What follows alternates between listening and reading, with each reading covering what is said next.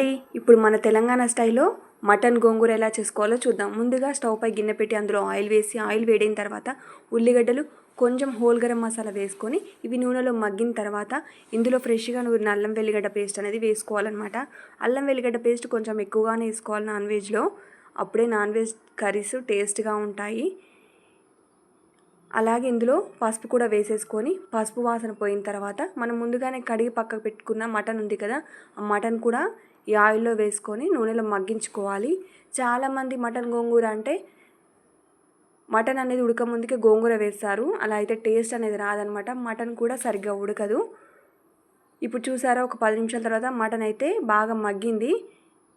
పక్కనే స్టవ్ పై ఇంకో గిన్నె పెట్టుకొని కొంచెం ఆయిల్ వేసి అందులో ఒక మీడియం సైజ్ గోంగూర కట్ అయితే తీసుకున్నానమాట. నేను ఆ గోంగూర అంతా కడిగి శుభ్రంగా పక్కకు పెట్టాను.